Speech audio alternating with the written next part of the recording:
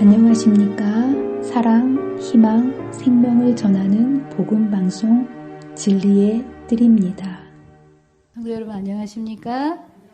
예수 앞에 나오면 모든 죄 사하고 영생 복락을 누린다고 하셨습니다. 오늘 그 예수님을 믿음으로 믿고 이 자리에 오신 저와 여러분에게 하나님께서 이 자리를 통해서 하나님의 위로와 평안과 소망으로 가득 채워주시기를 간절히 바랍니다. 이어서 요한계시록 17장 많이 공부했죠? 우리가 요한계시록 앞에서부터 한 장 한 장, 한 절 한 절 빠지지 않고 여기까지 왔습니다. 이제 오늘은 요한계시록 17장의 내용을 공부할 건데요. 12장부터 14장까지 선악의 마지막 싸움의 하이라이트를 공부하고 난 다음에 15장부터는 악의 세력이 어떻게 멸망해 가는지에 대한 것을 공부를 해보도록 하겠습니다. 우리가 지난번에 15, 16장을 공부를 했죠. 전체적인 내용을 보면 이렇습니다. 여러분들 요한계시록 공부하면서 좀 어렵죠. 네, 그렇지만 이 마지막을 살아가는 우리들에게 하나님께서 주신 이 예언은 우리가 지도 없이 모르는 길을 찾아서 가려면 갈 수 있습니까? 없습니까? 없죠. 제가 여행을 다녀보니까 이 내비게이션이 없으면 모르는 곳에서 가서 찾아다닐 수가 없어요. 그러나 이 내비게이션만 확실하면 처음 가는 곳도 찾아다닐 수 있다는 거 마찬가지입니다. 우리가 이 마지막 때를 산다는 거는 그 누구도 한 번도 살지 않은 이 시기를 살아가는 거거든요. 예, 그런데 여기를 등불도 없이 지도도 없이 이곳을 간다면 누가 그 마지막을 실족하지 않고 나갈 수 있겠습니까? 그런데 하나님께서는 이 예언이라는 이 빛을 확실한 지도를 우리에게 보여주시면서 우리가 어디쯤 가고 있고 어떻게 살아야 되는지를 알려주셨다는 것은 얼마나 큰 특권인지 모르겠습니다. 우리가 이제 14장에서 태천사의 기별과 함께 하나님께서 마지막으로 세상에 보내시는 그 세천사의 기별을 받아들이는 자를 곡식이라고 말씀드렸죠. 그리고 끝까지 그것을 거절하는 자들을 포도송이라고 했습니다. 그래서 마지막 때 이 두 추수가 이제 있을 것이고 15장에서는 특별히 이 포도송이 15장부터 20장까지의 모든 내용들은 이 악인들이 왜 어떻게 멸망을 당하는 거에 대한 것들을 아주 상세하게 이 심판의 국면에 대해서 다루고 있습니다. 그래서 지난번에는요 우리가 15, 16장에는 어떤 내용을 했냐면 마지막 때에 이 땅에 임할 마지막 재앙은 어떻게 심판을 받을 것인가, 어떻게 심판을 받는다 그랬죠?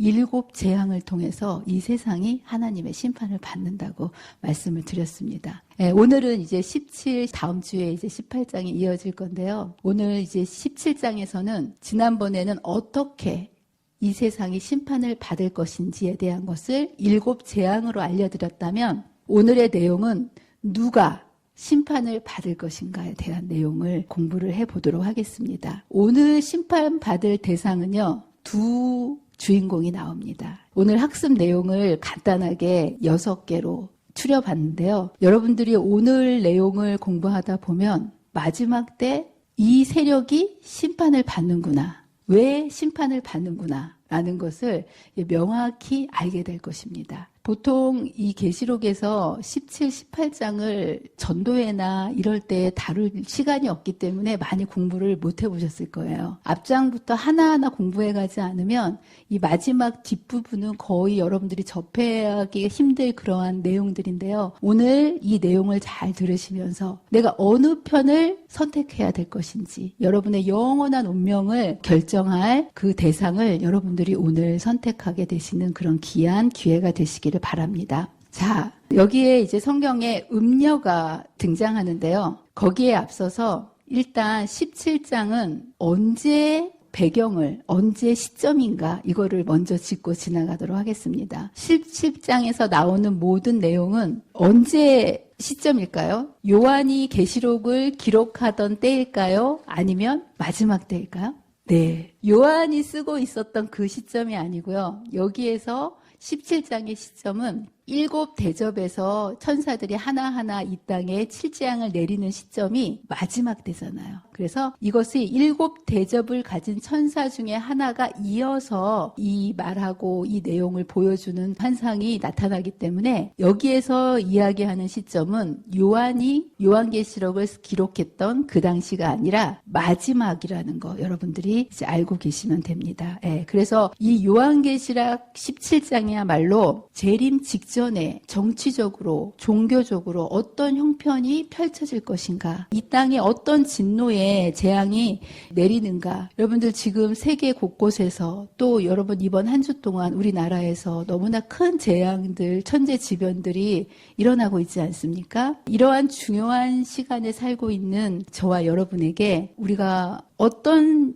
시대를 살고 있는지를 분명히 깨닫고 세상 모든 사람들에게 마지막 하나님의 경고의 기별을 바르게 전할 수 있는 저와 여러분이 되셔야 된다고 저는 생각합니다. 그래서 오늘 이 음녀가 누구고 짐승이 누구며 도대체 어떻게 이 마지막 때가 전개되어 가는지를 저와 여러분이 이 계시록 17장의 말씀을 통해서 제대로 깨닫고 갖게 되시기를 간절히 바랍니다. 여기 분명히 7재앙은 은혜의 시간이 끝나고 재림 직전에 내리는 거기 때문에 7재앙에 이어서 선포되어지는 이 예언은 마지막 때 이루어질 그 내용입니다. 자, 첫 번째로 음녀에 대해서 공부를 해보도록 하겠습니다. 첫 번째 질문인 그렇다면 음녀는 도대체 누구인가? 여러분들 성경에 음녀라고 표현된 거 혹시 들어본 적 있으십니까? 여러분들 신앙에 있어서 가장 무서운 것은 핍박이 아니라 타협과 평안입니다. 여러분 알고 계십니까? 핍박과 순교는요, 마치 기름과 같아서 사람들의 신앙을 핍박하면 핍박할수록 순교자가 많이 나오면 나올수록 어떻게 될까요? 교회가 사라질까요? 아유, 살아납니다. 기름과 같다 그랬잖아요. 여러분도 만약에 핍박을 받으시면 이렇게 미직지근하게 신앙을 하지 않으실 거예요. 오늘 저녁에 교회를 갈까 말까 이렇게 안 하실 거예요. 갈등하지 않으실 거예요. 근데 핍박이 없으니까 더 나태해지고 타협하게 되는 거예요. 그렇기 때문에 정말 가장 두려운 것은 타협이고 하나씩 양보하는 세속적인 정신입니다. 그리스도인들이 중세시대에 초기교회 시대에 원형 경기장에서 사자의 밥이 되고 불타가지고 사람들이 이제 죽어갈 때 교회는 역사상 가장 순결하고 가장 강한 그리스도인들이 교회 안에 있었다라는 거예요.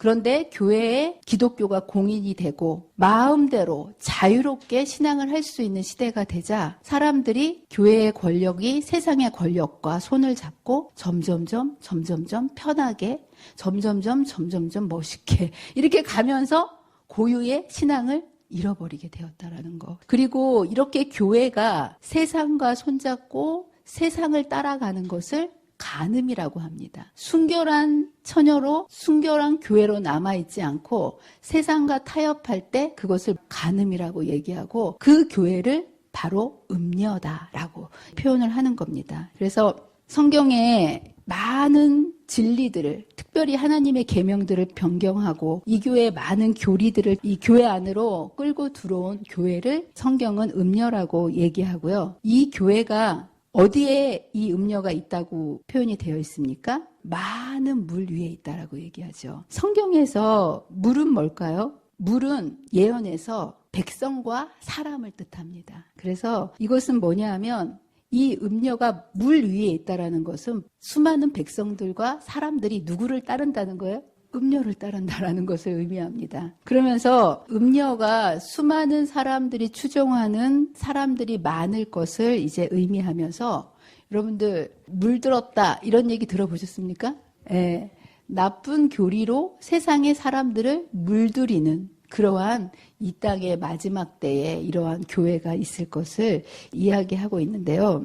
여기 보면 땅의 임금들도 그와 더불어 음행하였다라고 얘기하면서 땅에 사는 자들도 그 음행의 포도주에 취하였다라고 이런 성경에서 표현을 하고 있습니다. 이 얘기는 교회가 종교적으로만 교권을 가지고 세상 사람들을 나쁜 교리와 잘못된 이 혼탁스러운 이교의 교리로 물들여 놓는 것이 아니라 이것을 누가 도와줬다는 거예요? 땅의 임금들은 정치적인 세력을 이야기합니다. 교회와 정치가 다 함께 이 세상에 있는 수많은 사람들을 잘못된 교리로, 진리가 아닌 이런 오류로 물들여져 있고 세상은 이 잘못된 교리로 인해서 취하였다라는 거. 여러분들 술 취하면 어떻게 되죠? 바르게 판단할 수 없죠. 잘못하게 살 수밖에 없잖아요. 그렇죠?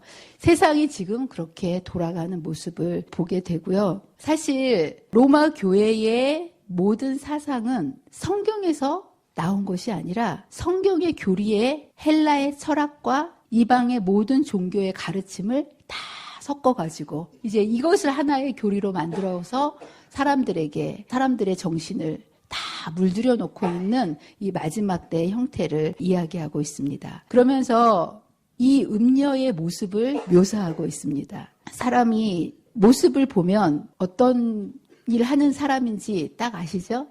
의사는 의사처럼 가운을 입고 있고 군인은 군인처럼 옷을 입는 것처럼 여기에 보면 이 여인의 어떤 모습을 보게 되면 이 여인이 도대체 어떤 여인인지를 우리가 알 수 있는데요. 하나씩 여러분 스무고개 아시죠? 스무고개 하나씩 알려주면서 그것의 정답에 가까이 가는 것처럼 여기에서 하나씩의 음녀의 모습을 묘사하면서 세상은 알지 못하는 어떤 세력을 성경이 하나님을 대적하고 세상을 기만하는 그 세력으로 우리에게 보여주고 있습니다. 자, 여기에 보면 이 음녀는 무엇을 탔다고 얘기합니까? 네, 붉은빛 짐승을 탔다라고 얘기합니다. 네, 이 짐승은 어떤 짐승일까요? 여기 조금 더 이 짐승에 대해서 알아보면 이 짐승은 뭐가 있다고요? 7 머리와 10뿔이 있다. 어디서 많이 들어보지 않았습니까? 그렇죠? 네, 여기 보면 10뿔이 있다라고 이제 얘기하는데 여기에서 계시록 17장에 보면 7 머리는 성경에서 머리는 뭐를 의미하죠? 나라를 의미합니다. 왕들, 그죠? 그리고 10뿔도 왕들을 이제 의미하는데요. 여기서 보면 7 머리라고 표현이 되어 있는데 이 내용이요. 요한계시록 13장에 보면 바다에서 나온 짐승, 여러분 생각나십니까? 예. 그 짐승과 묘사되는 것이 거기에도 7 머리와 10뿔이 있는 짐승이 바다에서 나왔다라고 표현하고 있는데요. 그 내용을 똑같이 여기에서 반복해서 이야기하고 있습니다. 그런데 여러분들 요한계시록 13장에서 그 바다에서 나온 짐승은 정체가 우리가 뭐라고 지난번에 배웠죠? 설마 잊어먹지는 않았죠? 교환권이라고 말씀드렸죠. 예. 근데 여기에서는 이 짐승을 이야기하면서 음녀와 짐승을 이렇게 나눠서 얘기하고 있는데요. 이 얘기를 뒤편에서 조금 더 반복해서 얘기하고요. 이 앞에서는 음녀에 대한 것만 일단 집중해서 공부를 하고 넘어가도록 하겠습니다. 이 음녀가 나오게 되는데요. 여기에 보면 이 음녀의 차림새가 나옵니다. 옷 입고 있는 거 보이시죠? 어떤 옷을 입고 있냐 하면 자줏빛과 붉은빛 옷을 입고 금과 보석과 진주로 꾸미고. 어떤 사람인 것 같으세요? 이런 사람 보셨어요? 이 자줏빛 옷은 언제 입는 걸까요? 예, 당시에는, 지금은 자줏빛 옷을 입은 분이 여기 한 분 계시는데 옛날에는 아무나 입는 옷이 아니었어요. 이 붉은빛 자줏빛은 왕들만 입는 옷이었어요. 그래서 이것은 뭐냐 하면 아주 부유한 귀족이나 왕들만 이제 입을 수 있는 옷이었고, 또 금과 보석과 진주로 이렇게 꾸몄다라는 것은 굉장히 부유하고 사치와 낭비하는 이 모습을 여기서 이야기하고 있는데요. 이것은 무엇을 의미하냐면 바로 이 음녀의 세력이 굉장히 검소하고 이런 모습이 아니라 사치스럽고 화려한 모습을 가지고 있는 것을 여기에서 묘사해주고 있습니다. 제가 이번에 대쟁투 투어를 가서 정말 깜짝 놀란 게 있어요. 그게 뭐냐 하면 천주교의 성당의 모습이 화려하다는 걸 머리로만 알고 있었는데요. 진짜 가서 제가 눈으로 확인하면서 입이 다물어지지 않았습니다. 정말 이게 이제 그 교황이 쓰는 3층 면류관입니다. 3층 면류관은 왕들하고 차별화시키기 위해서 면류관을 3층으로 올린 거예요. 세속적인 권력보다 더 높다라는 것을 강조하기 위해서. 이 면류관 하나만 해도 뭐 3, 40억씩 이렇게 된다라고 그렇게 얘기를 하더라고요. 교회가 이러한 모습을 가지고 경건의 능력을 잃어버리니까 그 경건의 능력을 채우기 위해서 뭐를 꾸미는 거예요? 외형을 경건의 모양으로 하나님의 그 능력을 채우려고 하는 그런 모습을 보면서 정말 화려하고 정말 사치스러운 이 교회의 모습을 보게 됩니다. 저는 가기 전에는요, 바티칸에 있는 성 바오로 성당 하나만 이렇게 화려한 줄 알았어요.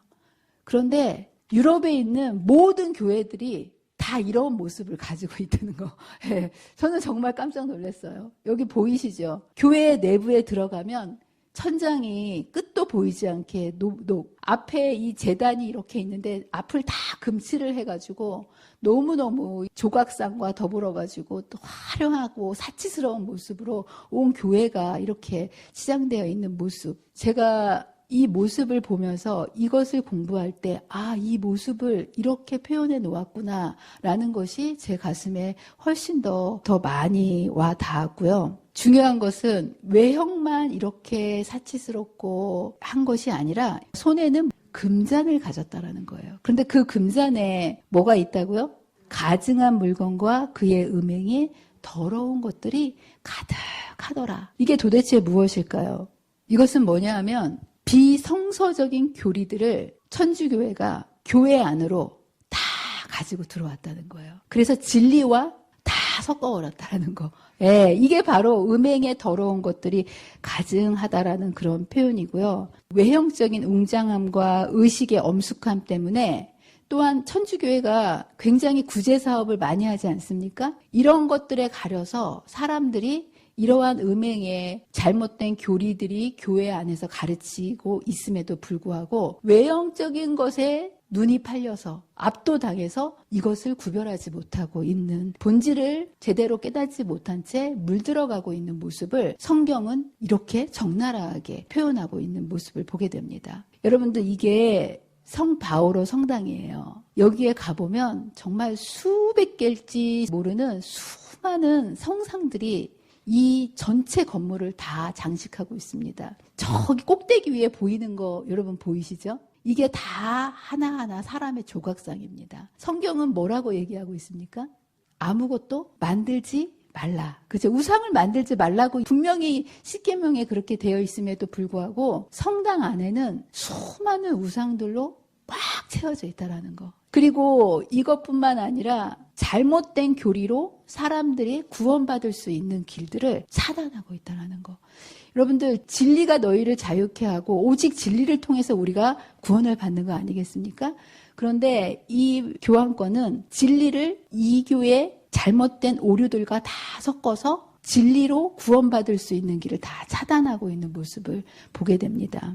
저희가 올해 목사님들과 대쟁도 투어를 갔는데요. 생각하고 가지는 않았어요. 그런데 가다 보니까 올해가 어떤 해냐 하면 천주교에서 선포한 희년의 해입니다. 희년. 여러분, 희년이 뭐죠? 성경에서 희년? 50년마다 구약에서 노예들을 해방시켜주는 해. 그죠? 그런데 천주교가 이 희년을 교회 안으로 가지고 들어왔어요. 그래서 이것을 성경의 교리와 짬뽕을 시켰어요. 50년이 너무 기니까 희년을 25년으로 잘랐어요. 그리고 뭐라고 얘기하냐면, 여러분 여기에 보면 문들이, 들어가는 문들이 있지 않습니까? 여기에 보면 여러분들이 보이시는 그쪽에서 왼쪽에서 세 번째 문이요, 홀리 도어라고 얘기해가지고요, 이 문이 항상 닫혀 있습니다. 언제만 열리는 문일까요? 희년에만 열립니다. 이 문을 왜 열까요?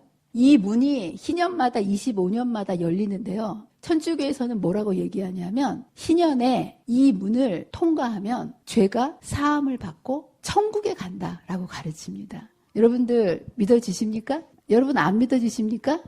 그런데 제가 가봤더니 그것을 믿고 전 세계에서 구원을 받기 위해서, 천국에 가기 위해서 여기에 순례객들이요, 떼를 지어서 몰려오는 거예요. 저희는 올해 안 가는 게 더 좋았을 뻔했어요. 예, 이 사람들 때문에 저희가 얼마나 줄을 오래 쓰고 복잡했는지 몰라요. 가는 곳곳마다 이 사람들이 거기에 들어가기 위해서 바티칸 앞에 줄이 끝도 보이지 않게 서 있는 거예요. 왜냐하면 이때 죄사함을 받고 천국에 가야 되니까. 여러분, 이게 믿어지시지 않죠? 그런데 1년에 여기 이 바티칸, 이런 곳들이 여러 곳이 세계에 있는데요. 이 바티칸에만 1년에 몇 명이 오냐 하면 3천만 명이 방문을 한다고 합니다. 예, 이거를 위해서. 예, 그래서 2024년 12월 24일에 여기 첫 번째 그 문을 열은 거예요. 여기 이 교황이. 그래서 이때 이 문을 통과하는 사람은 어떤 죄를 지었든지 모든 죄가 사하고 천국에 간다라는 교리를 천주교에서 그렇게 가르치고 사람들이 그것을 믿고 여기에 다 몰려온다라는 거예요. 저는 이게 성령께서 우리와 함께 하시지 않으면 이러한 어처구니 없는 교리에도 온 세상이 취해가지고 이걸 따른다는 거예요. 자, 그러면서 이 음녀가 하는 일을 여기에서 이렇게 얘기를 하고 있는데요. 이 음녀에 대해서 정확하게 무엇을 하는지를 얘기합니다. 그의 이마에 이름이 기록되어 있으니 비밀이라. 이런 것을 천주교는 비밀로 한다는 거예요. 그러니까 세상이 속는 거예요. 비밀스럽게 이런 일들을 하니까. 여러분, 교황청에 있는 그 내부에서 이루어지는 일들은요, 다 비밀입니다. 세상이 알지 못해요. 그러니까 세상은 교황을 평화의 사도라고 얘기합니다. 성경은 교황을 적그리스도라고 얘기하지 않습니까? 하나님을 대적하는 자라고 정체를 얘기하는데요. 온 세상은 평화의 사도라고 얘기한다는 거. 왜 그러냐? 비밀스럽게 이 일을 하기 때문이라는 거예요. 성경은 그런데 그 정체를 이렇게 정확히 얘기합니다. 비밀이다. 비밀이다. 그러나 하나님께서는 그 비밀을 비밀로 놓지 않고요. 예언을 통해서 하나님의 백성들에게 보여주셨다는 거. 너무 감사하지 않습니까? 예, 두 번째로는 큰 바벨론이다라고 얘기합니다. 바벨은요, 섞인다라는 뜻이에요. 아시죠? 그래서 정말 이게 종교인데요, 정치예요. 정치면서도 또 이교적인 면들이 다 섞여 있으면서 수많은 우상들과 불필요한 신들을 만들어서 정말 제가 그 천주교 성당에 들어가면서 딱 보면서 느낀 게 뭐냐면 이게 절인지 교회인지 모르겠더라고요. 예, 절처럼 향을 피워요. 예, 그리고 절처럼 우상들이 곳곳에 있는 모습을 보면서 모든 이 종교가 혼합되어 있는 그 모습을 보면서 이러한 형태를 영적 바벨론이다. 그리고 이러한 종교들의 연합체를 성경은 폭로하면서 큰 바벨론이다라고 이제 이야기를 하고 있습니다. 자, 그러면서 세 번째로 특징을 뭐라고 얘기한다고요? 땅의 음녀들과 가증한 것들의 어미다. 여러분, 집에서 가장 영향력 있는 게 누굴까요? 엄마죠. 여기 어미다라고 되어 있어요. 예. 이 얘기는 뭐냐면 교황권의 그러한 엄청난 정치력과 종교적 힘을 가지고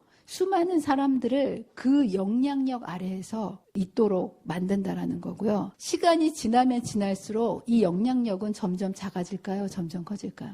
예.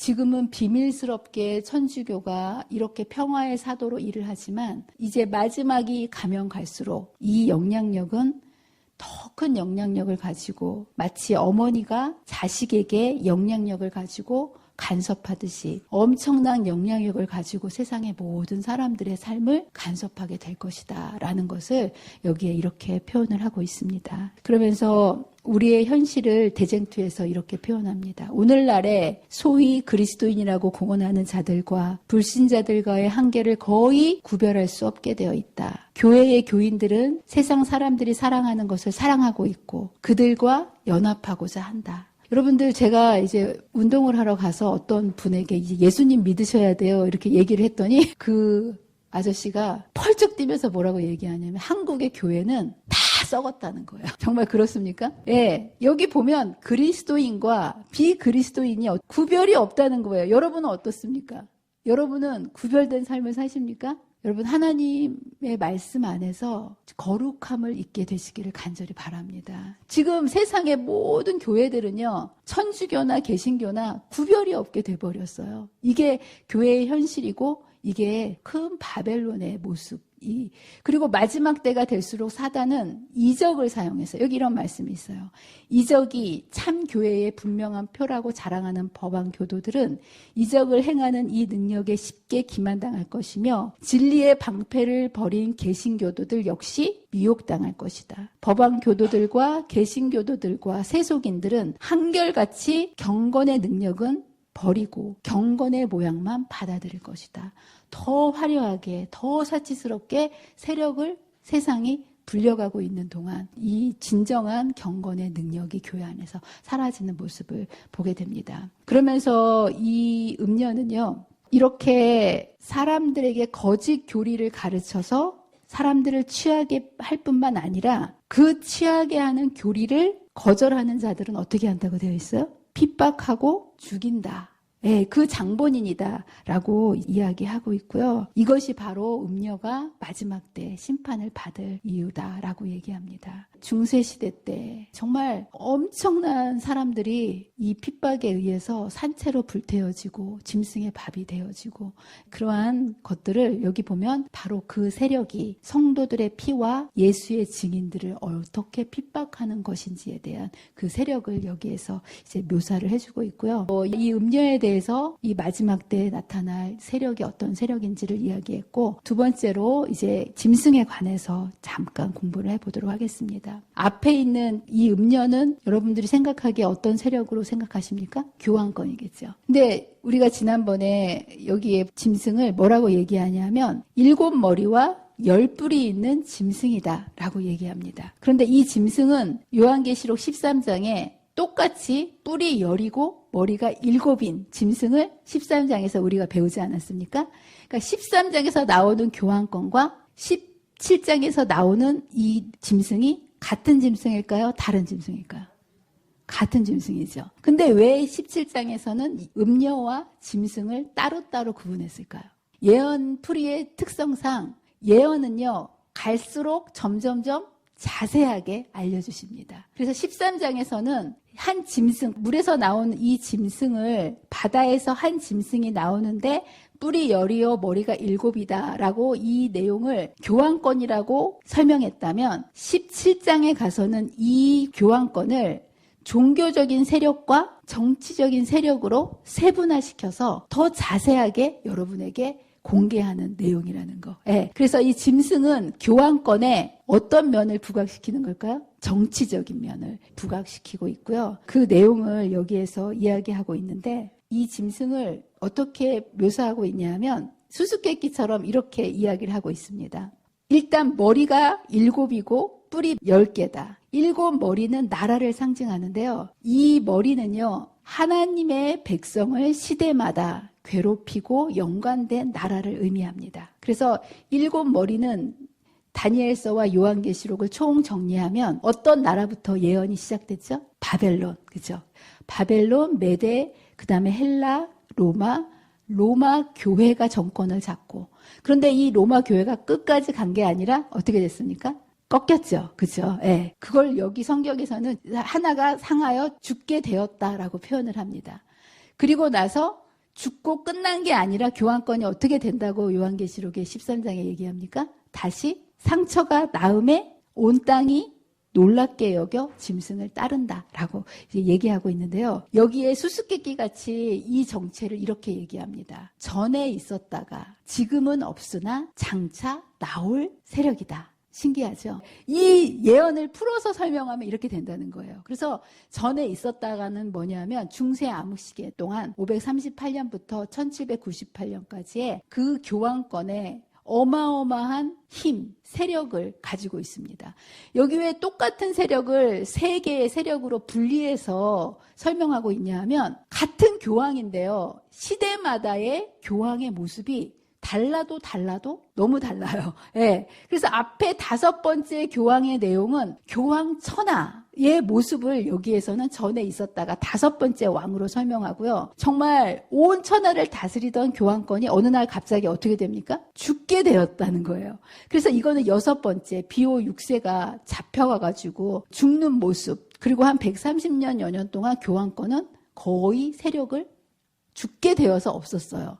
그런데 신기하게도 죽었으면 죽는 건데 성경은 뭐라고 예언합니까? 상처가 나아서 다시 살아난다라고 얘기했죠. 1929년 라테란 조약으로 인해서 또 다른 세력으로 부활하는 교황권의 전혀 다른 모습을 여기서 보여주면서 성경은 이렇게도 자세하게 교황권이 어떻게 다스릴 것이며 어떻게 몰락했다가 다시 살아나서 마지막 때 하나님의 백성들을 핍박할 세력으로 나올 것인지에 대해서 짐승의 정체를 이렇게 묘사해주고 있다는 거.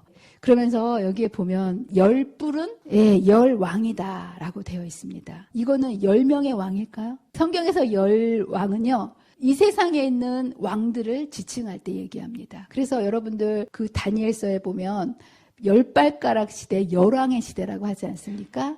이 로마가 갈라져서 10개의 나라로 이렇게 갈라지면서 세상에 세력이 흩어지는 그 모습을 설명한 거고요. 로마 교황권은 이러한 열왕 가운데서 일어나서 아주 작은 세력으로 작은 뿔처럼 일어나서 큰 권세를 가진 세력으로 나타나서 1260년간의 하나님의 백성을 핍박한 것처럼 이 마지막 열왕의 시대에도 똑같이 어떻게 될까요?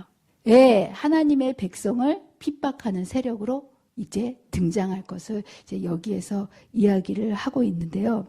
마지막으로 그렇다면 이 짐승과 이 음녀는 결국 운명이 어떻게 될까요? 끝까지 잘 될까요? 여기 이 음녀와 짐승의 운명을 17장 14절에 이렇게 이야기하고 있습니다. 누가 등장을 하실까요? 여기 보면 어린 양이 등장을 합니다. 그리고 이 어린 양은 누구랑 싸운다고요? 그들은 누굴까요? 그들. 여기서 그들이 어린 양과 더불어 싸우려니와. 그들은 바로 음녀와 짐승을 얘기합니다. 두 세력이 어린 양과 붙었어요. 그럼 누가 이길까요? 어린 양이 이길까요? 이 어마어마한 짐승과 음녀가 이길까요? 여기에 보면 만주에 주시고 만왕의 왕이심으로 그들을 이긴다라고 말씀하십니다. 아멘. 여러분 이 싸움은 반드시 어린 양이 이기는 싸움이고요. 더 중요한 게 있어요. 그 밑에 그와 함께 있는 자들 누굴까요? 저와 여러분이 되셔야 되지 않겠습니까? 곧 부르심을 받고 택함을 받은 진실한 자들도 어린 양이 이기니까 누구도 이길까요? 우리도 이긴다라는 거. 여러분들 믿으십니까? 아멘입니다. 자, 그래서 여기 보면 두 가지의 싸움이 나옵니다. 첫 번째 싸움은 어린 양과 바로 짐승과 이 음녀와 같이 이렇게 싸우는 싸움. 그리고 이 싸움은 여기 보면 만왕의 왕이시고 만주의 주시기 때문에 당연히 하나님 편이 이긴다라는 거. 그리고 여기에 두 번째 또 싸움이 나옵니다. 여기에 보면 내가 본 바 열뿔과 짐승이 이번에는 자기들끼리 싸우는 싸움이 나와요. 아까는 어린 양과 짐승과 음녀가 이렇게 싸우는 싸움인데요. 이번에는 잘 보세요. 음녀를 누가 지금 싸우고 있어요? 열국과 방언들과 온 세상들과 이 짐승이 누구를 공격하는 걸로 되어 있습니까? 음녀를 미워하여 망하게 하고 벌거벗게 하고 정말 무시무시하죠. 그의 살을 먹고 불로 아주 사르리라 라는 이 음녀의 마지막 최후의 운명을 여기서 이렇게 묘사를 하고 있습니다. 이게 도대체 무슨 일일까요? 왜 자기들끼리 갑자기 싸울까요? 여러분들 장차 생명책에 농명되지 못한 모든 자들은 누구든지 다 교황권에게 굴복할 것입니다. 그죠? 분명히 이 얘기를 요한계시록 13장에 이제 하고 있고요. 온 세상이 교황권 아래에서 짐승의 표를 받고 그를 따르게 될 것입니다. 왜냐? 지금 지구상에 일어나는 수많은 문제들이 있습니다. 경제적인 문제, 사회적인 문제, 도덕적인 문제, 또 환경적인 문제. 여러분 지금 환경이 너무너무 심각합니다. 그죠? 지구온난화로 인해서 지구가 다 통제 불능의 상태가 되어버렸어요. 이거를 미국의 트럼프 대통령이 해결해 줄까요? 러시아의 푸틴이 해줄까요? 중국이 해줄까요? 아무도 이걸 해줄 수 없다는 것을 세상이 알고 있습니다. 어디다 기대를 할까요? 하나님의 대리자라고 자처하는 교황이, 평화의 사도라고 하는 이 교황이 이 문제를 해결해 줄 거라고 믿고 기대하는 시대가 점점점 오고 있다라는 겁니다. 그리고 교황은 마치 이것을 해결해 줄 수 있을 것처럼 제도를 만들고 세계의 평화를 위해서 온 세상을 하나로 묶을 것입니다. 그리고 어느 정도의 개인과 국가에게 이 일을 위해서 많은 것들을 희생하도록 할 것입니다. 그리고 그 강요에 굴복하지 않는 하나님의 계명과 예수의 믿음을 지키는 정말 이 남은 무리들이 세상으로부터 고립되는 시대가 올 것입니다. 그죠? 그러면서 이렇게 하나님의 백성과 세상이 분리되면 그때 이제 세상에 7 재앙이 부어지기 시작합니다. 그럴 때 7 재앙을 하나하나 여러분들 지금 불 나는 거 하나만으로도 너무 괴롭지 않습니까? 그죠?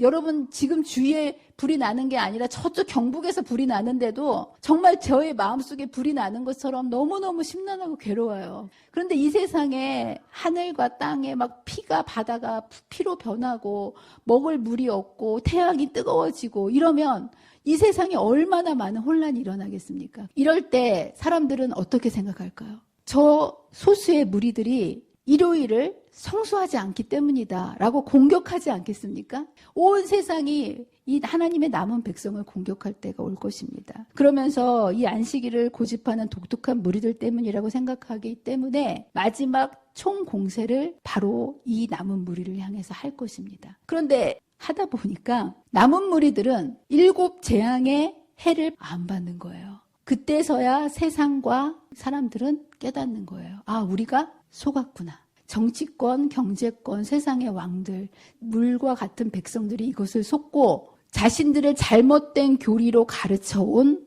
종교적인 세력인 교황권을 향해서, 음녀를 향해서 공격하게 되고, 이 모습을 여기에서 짐승은 음녀를 미워하여 망하게 하고 벌거벗게 하고 그의 살을 먹고 불로 사르리다 라고 이렇게 얘기하는 모습을 이야기하겠고요.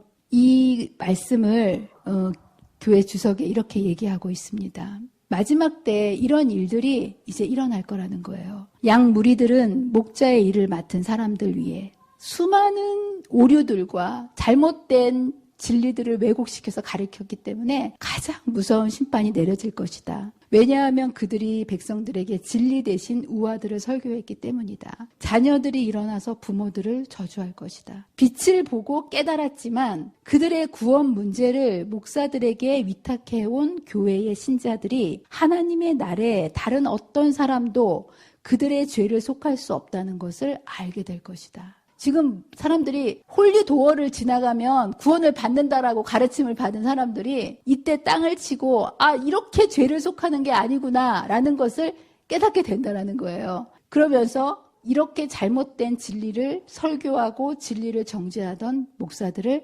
산사시 찢으려고 할 것이다. 그래서 여러분들의 신앙을 어떤 누구에게 거시면 안 됩니다. 어떤 유명한 목사님, 어떤 유튜브의 어떤 설교 여기에다 들으시면 안 돼요. 여러분들이 날마다 아침마다 성경을 펴고 그 말씀 속에서 하나님께서 나에게 개인적으로 무슨 말씀을 하시는지를 여러분들이 말씀으로 독대하면서 하나님께 받으셔야 된다는 거. 이렇게 날마다 진리로 여러분의 말씀을 채워가시기를 간절히 바랍니다. 자, 그러면서 결론적으로는요.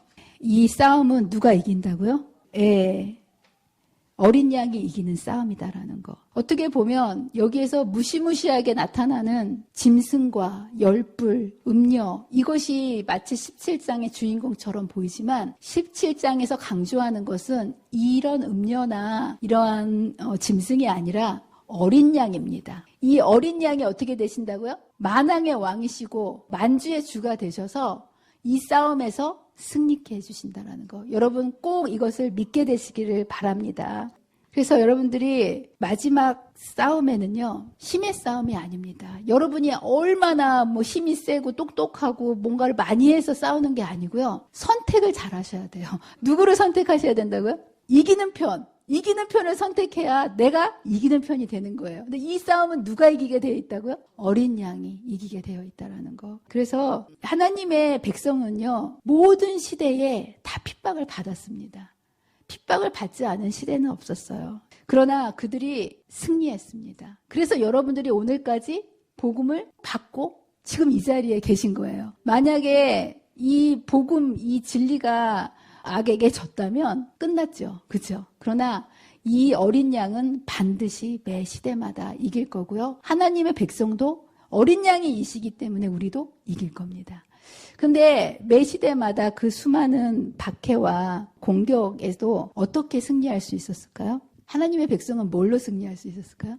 네, 성경은 딱 하나입니다. 기록되었을 때 하나님의 계명과 예수의 믿음, 이 두 가지를 가지고 승리해왔다라는 거. 초대교회도 그랬고 중세시대도 그랬고요. 마지막 7재앙으로 이 세상이 아비규환이 될 마지막 때에도 동일하게 하나님의 백성은 하나님의 계명과 예수의 믿음으로 승리할 것입니다. 아멘. 제가 콜로세움에 가봤어요. 여기 콜로세움이에요. 로마에. 여기에서 검투사들이 목숨을 걸고 싸우면서 로마 시민들의 그런 환호를 받으면서 있었던 장소면서 여기에서 수많은 그리스도인들이 믿음을 지키기 위해서 이렇게 맹수의 밥이 밑에 지하 문이 딱 열리면요. 굶주린 맹수들이 올라와서 그리스도인들을 다 뜯어먹고 저기 매달려 있는 사람들은 기름을 부어가지고 이렇게 불타는 속에서도 이들이 셀 수 없는 많은 사람들이 죽었어요. 이들이 왜 죽었을까요? 이유가 뭘까요? 뭐 잘못해서 죽었을까요? 네, 하나님의 계명, 하나님의 말씀을 지키고 예배하는 이것 때문에 이렇게 목숨을 건 거예요. 여기는 뭘까요? 이거는 지하 무덤입니다. 카타콤이라고 하죠. 제가 이제 간 곳은 산칼리토스라는 곳인데 이러한 무덤들이요. 로마 주위에만 53개가 있대요. 53개. 이 당시에 그리스도인들은 핍박을 받아서 예배를 드릴 수가 없는 거예요. 그리고 잡히면 그리스도를 믿는다는 이유로 핍박과 죽임을 당하는 거예요. 신앙을 지키기 위해서 어디로 숨어 들어가기 시작했냐면 무덤으로 숨어 들어간 거예요. 로마인들은요. 무덤을 신성하다고 생각해가지고 무덤으로 도망하는 사람들을 추적하지 않았다는 거예요. 그래서 제일 안전한 장소가 무덤이에요. 거기 왜 갔을까요? 춥고 어두컴컴하고 배고프고 죽음의 위협이 도사리고 있는 곳. 여기서 아이들이 태어나고요. 여기서 삶을 사는 거예요. 너무너무 환경이 열악하기 때문에 평균 수명이 30세. 우리는 지금 100세 시대를 살잖아요. 이 당시에 태어났던 사람들은 30세. 예, 순교 안 당하면 제일 오래 사는 사람이 30세 사는 거예요. 왜 그랬을까요? 여러분들이 지금 마음껏 찬양하고 마음껏 볼 수 있는 그 예배를 드리고 그 성경을 보기 위해서 이렇게 이 카타콤으로 들어갔다라는 거. 아, 정말 저는 여기를 다녀오고 나서 예배를 정말 목숨처럼 지켜야 되겠다는 생각을 했습니다. 이 사람들은 목숨을 걸고 예배를 지키기 위해서 이 예배 안 보면 이럴 필요 없어요. 그렇죠? 네. 근데 이들이 예배를 드리기 위해서 하나님의 진리를 그들이 지키기 위해서 이렇게 목숨 걸고 갔다라는 거. 근데 가만히 보면 정말 이런 수백 년이 넘는 세월 동안 대를 물려가면서 이렇게 신앙을 이어갔는데요. 이들이 신앙을 지킨 게 아니라요. 그 예배가 그들을 지켜준 거고요. 그들이 붙들고 있었던 그 말씀이 이들을 지켜준 것. 근데 여러분들 우리가 이제 앞으로 마지막 때를 살아가면서 우리는 이것보다 더 혹독한 시험을 우리 앞에 기다리고 있습니다. 이때는 육체적인 시험이었습니다. 근데 이제 우리가 겪어야 할 시험은 이런 육체적인 시험이 아니라 정신적인 시험이에요. 무슨 환란이라고 부르죠? 야곱의 환란. 이러한 육체적인 핍박이 있고 배고픔과 추위와 고통 속에서는요. 예수님이 중보자가 되셨어요. 그죠? 그래서 이들이 사자의 밥이 되면서도 죽음을 당하면서도 찬양을 부르면서 이렇게 순교의 자리에 나갔거든요. 근데 야곱의 환란은 중보자가 없이 여러분들과 저가 서야 되는 자리입니다. 그런데 이때는 그럼 뭘로 우리가 설 수 있을까요? 똑같아요. 기록되었을 때라는 거. 근데 여러분들 말씀이 술술술 읽힙니까? 술술술 암송이 됩니까? 말씀만 피면 어때요? 졸려요? 어쩌면 좋아요, 이거, 진짜. 예, 마지막 무기가 말씀인데, 말씀만 피면 졸리면 이거 어떡합니까? 우리는 정말 이렇게 연약한 사람이에요. 기도를 하려고 해도, 말씀을 보려고 해도 잘 안 됩니다. 근데 여러분들, 이것을 저절로 하게 하는 게 있어요. 그게 뭔지 아세요? 전도예요. 다른 사람들에게 뭔가를 나눠주려고 하잖아요? 그러면 저절로 기도하게 되고요. 저절로 말씀하게 됩니다. 아마 전도에 보신 분은 제가 무슨 말을 하는지 알 거예요. 내가 아무리 말씀을 읽어도 안 읽혀지는데요. 누군가에게 나누려고 하면 그 말씀이 꿀맛같이 쏙쏙 들어온다는 거. 그래서 여러분 전도는요. 어려운 게 아니에요. 내가 오늘 하나를 깨달았으면 그 빛을 하나를 나누면 되는 거예요. 전도, 도를 나누는 거. 제가 3주간의 대쟁투 투어를 갔다 와가지고요. 시차를 적응할 기회가 없어. 어느 날부터 몰아치듯이 뭔 일들이 계속 이루어지는 거예요. 예. 침례식에 또 장례식이 터져가지고 토요일, 일요일, 월요일까지 정신이 하나도 없었어요. 정말 하나님이 시차 적응하지 않고 그냥 살려고 그렇게 하셨나 봐요. 예. 근데 화요일 날 좀 살만하고 숨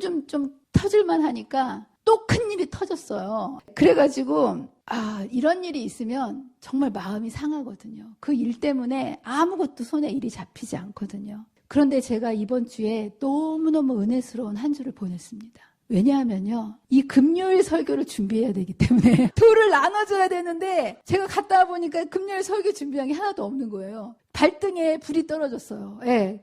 그래서 제가 정말 저의 개인적으로는 밤에 잠이 안 오고 밥이 안 넘어갈 엄청난 일을 겪었음에도 불구하고 아무 생각이 안 나요. 이 말씀을 이렇게 연구하다 보니까 제가 대쟁투를 보는 거잖아요. 우주적인 전쟁을 보는 거잖아요. 우리가 겪고 있었던 일이 정말 아무것도 아닌 거예요. 나의 마음이 이 대쟁투로 이렇게 향하다 보니까 삶에서 이루어지는 이 작은 고난이라면 고난이고 환난이면 환난이지만 다 지나가리라. 큰 하나님의 구원을 바라보니까 작은 환난을 이길 수 있는 힘이 생긴다라는 거. 그래서 정말 제가 사실 이 금요일 설교가 부담스러웠거든요. 근데 하나님은 모든 것을 아시는 것 같아요. 저를 이 자리에 이거 준비하러 세워주셨고, 보통은 한 달에 한 번만 하는데요. 다음 주까지 여파가 있을 걸 아시고 다음 주까지 이 말씀을 하도록 연이어가지고 이제 이 말씀을 하도록 해주셨다라는 거. 아마 다음 주쯤이면 일이 좀 잘 수습이 돼갖고 자리가 잡힐 것 같다는 생각이 듭니다. 그래서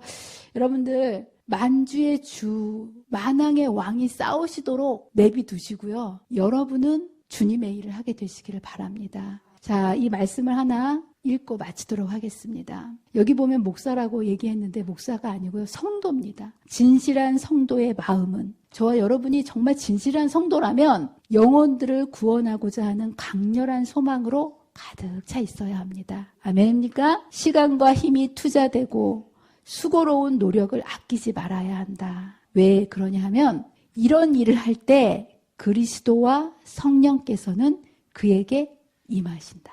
여러분, 성령이 임하셔야 됩니다. 그는 영혼들을 그가 반드시 찾아야 할 사람들처럼 바라본다. 그는 갈바리의 십자가에 그의 눈을 고정시켜 높이 달리신 구주를 바라보고 그분의 은혜를 의지하며 그분께서 끝까지 그와 그의 방패와 힘과 능력으로 그와 함께 하시라는 사실을 믿으면서 하나님을 위하여 일한다. 그럴 때 여기 마지막에 이런 약속을 해주시는 거예요.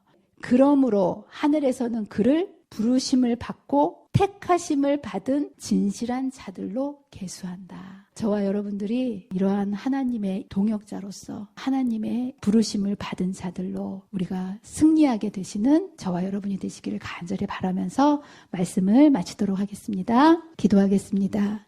참 좋으신 하나님 아버지, 오늘도 예언의 말씀을 통하여 이 마지막 때 어떠한 일들이 우리 앞에서 펼쳐지며 우리가 어떠한 삶을 살아야 할지 예언의 말씀으로 분명히 가르쳐 주시니 감사합니다. 온 세상의 짐승과 음녀와 온 사람들이 하나님을 대적하고 진리를 혼탁하는 그러한 시대를 살아가고 있지만, 그러나 길이요 진리요 생명 되시는 어린 양이신 예수님께서 우리를 이끌고 가시며 주님을 선택하는 모든 자들을 위하여 싸우시며 승리하시겠다고 약속해 주셔서 감사합니다. 우리의 날마다의 삶이 기록되었을 때라는 이 말씀을 붙잡고 예수님 편에 굳게 서는 승리의 백성이 될 수 있도록 성령 하나님 저희와 함께 해주시기를 사랑과 은혜가 많으신 예수님의 이름으로 간절히 기도합니다.